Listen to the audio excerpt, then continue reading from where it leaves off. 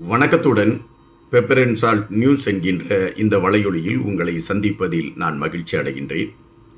எங்களுடைய வலையொலிக்கு நீங்கள் கொடுத்து கொண்டிருக்கக்கூடிய ஆதரவுக்கு மிக மிக நன்றி. இன்று விமல் வீரவன்சா அவர்களை மையப்படுத்தி சில தகவல்களை எடுத்து வைக்கலாம் என்று நினைக்கின்றேன். காரணம், விமல் வீரவன்சா அவர்கள் தமிழ் இனத்திற்கு எதிராக அல்லது தமிழர்களுக்கு எதிராக தொடர்ச்சியாக கருத்துக்களை பதிவிட்டு கொண்டு வரக்கூடியவர்.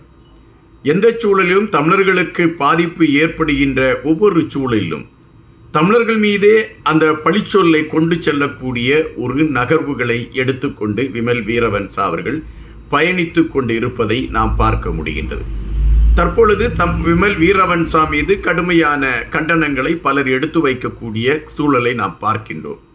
ஒட்டுமொத்தமாக ஒரு இன மோதலை கட்டி அமைக்கக்கூடிய களத்தை விமல் வீரவன்சா எடுத்துக்கொண்டு பயணிக்கிறார் என்கின்ற ஒரு கருத்தாக்கம் பரவலாக எல்லோரிடமும் பேசப்பட்டு கொண்டு இருக்கின்றன. நாடாளுமன்றத்தில் இப்பொழுது தமிழ் சார்ந்த நாடாளுமன்ற உறுப்பினர்கள், குறிப்பாக வைத்தியர் அர்ஜுனா போன்றவர்களெல்லாம் தமிழர் பிரச்சனைகளை மையப்படுத்தி மிக காரசாரமாக கருத்துக்களை எடுத்து வைக்கிறார்கள். சிங்களத்தை சார்ந்தவர்கள் அஞ்சக்கூடிய அளவிற்கு தமிழர்களுடைய கருத்தாக்கங்கள் இருக்கின்றன.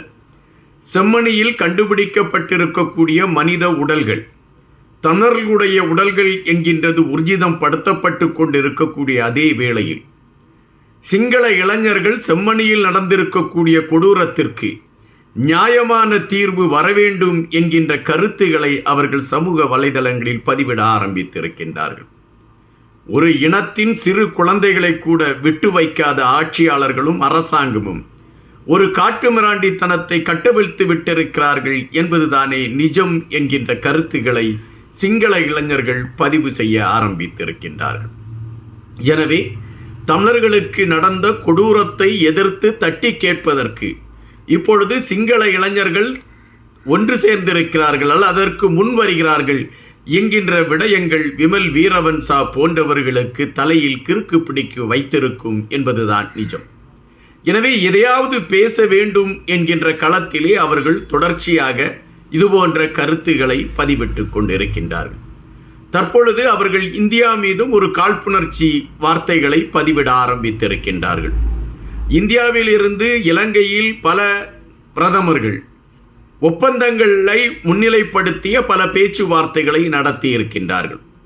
அப்படித்தான் ஜெயவர்தனா அவர்களுக்கும் ராஜீவ்காந்தி அவர்களுக்கும் இடையே நடந்த ஒப்பந்தம் இந்தியா மிரட்டல் செய்து அல்லது அழுத்தம் கொடுத்து ஜெயவர்தனேவே அந்த ஒப்பந்தத்தில் கையெழுத்திட வைத்தது என்கின்ற ஒரு குற்றச்சாட்டை வைக்கின்றார்.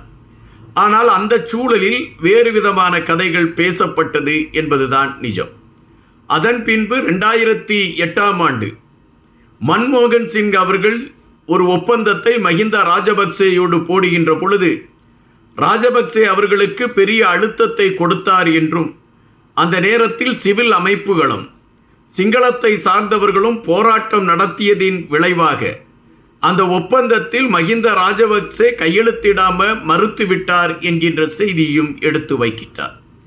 அதுபோல இந்தியாவின் தற்பொழுதைய பிரதமராக இருக்கக்கூடிய மோடி அவர்கள் இலங்கையிலே 7 ஒப்பந்தங்களை அவர் போட்டிருக்கின்றார். இந்த 7 ஒப்பந்தங்கள் என்னென்ன ஒப்பந்தங்கள் போடப்பட்டது என்கின்ற விடயம் எடுத்து வைக்கப்படவில்லை. அப்படி என்றால் இந்த ஒப்பந்தத்தில் சொல்லப்பட்டிருக்கக்கூடிய கருத்துகள் என்ன என்கின்ற கேள்வி எழும்புகின்றன. திட்டமிட்டு இலங்கைக்கு எதிராக சில விடயங்களை முன்னிலைப்படுத்திய ஒப்பந்தங்களாக இந்த ஒப்பந்தங்கள் இருக்கிறதா என்கின்ற கேள்விகள் எழும்புகிறது என்று குறிப்பிட்டிருக்கின்றார். அதுபோல ஆங்காங்கே புதைகுழிகள் கண்டுபிடிக்கப்பட்டு கொண்டு இருக்கின்றன. இந்த புதைகுழிகள் அனைத்துமே இலங்கை இராணுவத்தை சார்ந்தவர்கள் செய்தார்கள் என்கின்ற ஒரு மாயை தோற்றம் உருவாக்கப்படுகின்றது. ஆனால் இலங்கை இராணுவத்தை சார்ந்தவர்கள் இதை செய்யவில்லை என்பதற்கான ஆதாரங்களை வைத்திருந்தோம். அரசு மௌனம் சாதித்து கொண்டு இருக்கக்கூடிய காரணத்தினால் சர்வதேசத்திடம் இலங்கை இராணுவம் குற்றவாளியாக நிற்கக்கூடிய ஒரு நிலைமை ஏற்படுகின்றன. செம்மணியில் கண்டுபிடிக்கப்பட்டிருக்கக்கூடிய அந்த உடல் கூறுகள் தமிழர்களுடைய உடற்கூறுகள் தானா என்கின்ற விடயத்தில் இதுவரை உறுதிப்படுத்தப்பட்ட செய்திகள் இல்லை. அல்லது அது இலங்கை இராணுவம்தான் அவர்களை அழித்ததா என்கின்ற விடயத்திற்கும் ஆதாரங்கள் இல்லை.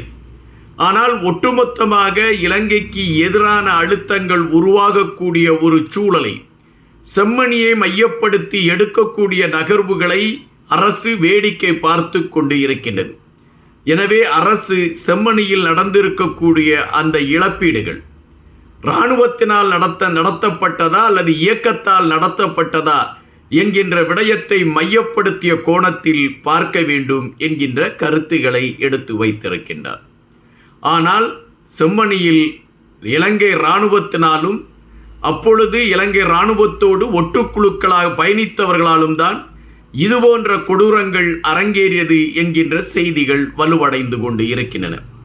சர்வதேசத்தில் இதற்கான அழுத்தங்கள் கொடுத்து ஒரு தீர்வு உருவாக்கப்பட வேண்டும் என்கின்ற நிலைப்பாடுகள் முனைப்பு கட்டத் தொடங்கி இருக்கின்றன. இலங்கைக்கு எதிரான அழுத்தங்கள் பல இடங்களில் கூடிக்கொண்டு வருகின்றது. அமெரிக்காவிலிருந்து, பிரிட்டனிலிருந்து, கனடாவிலிருந்து பல நாடுகள் இந்த விடயங்களை முன்னிலைப்படுத்தி இலங்கையின் மீது ஒரு அழுத்தத்தை கொடுப்பதற்கான களங்களை எடுத்துக்கொண்டு பயணிக்கின்றது. ஆனால் இந்த நேரத்தில் செம்மணியில் கண்டுபிடிக்கப்பட்டிருக்கக்கூடிய உடல்கள் தமிழர்களுடைய உடல்களே இல்லை என்கின்ற ஒரு கருத்தை வலுவடைய செய்வதற்கும், அப்படி அது தமிழர்களுடைய உடல்களாக இருக்கக்கூடிய பட்சத்தில் அதற்கான களங்களை எடுத்தவர்கள், அதாவது அவர்களை அழித்தவர்கள் இயக்கத்தை சார்ந்தவர்கள் என்கின்ற கருத்தை கொண்டு செல்வதற்கும் இந்த ஆட்சியாளர்களும் அல்லது இந்த விமல் வீரவன்சா போன்ற சிலர் முனைப்பு காட்டிக்கொண்டு இருக்கிறார்கள் என்கின்ற கருத்து பரவலாக பேசப்படுகின்றது. அதில் முதன்மையாக விமல் வீரவன்சா தொடர்ச்சியாக தமிழர்களுக்கு எதிரான கருத்துக்களையே பதிவிட்டு கொண்டு இருக்கின்றார்.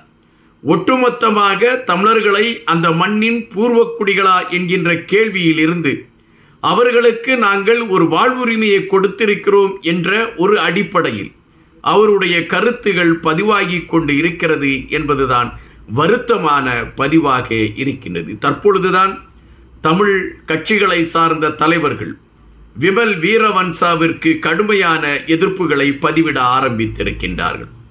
ஆனால் நம்மை பொறுத்தமட்டில் விமல் வீரவன்சா எதற்காக இதுபோன்ற கருத்துக்களை பதிவிடுகிறார் என்றால், அவர் அரசியல் களத்திலே பயணித்து கொண்டிருக்கிறார் என்கின்ற விடயத்தை அவ்வப்போது பறைசாற்ற வேண்டியது அவருடைய கடமையாக இருக்கின்றது. இல்லையென்றால் சிங்கள மக்கள் அவரை மறந்து விடுவார்கள்.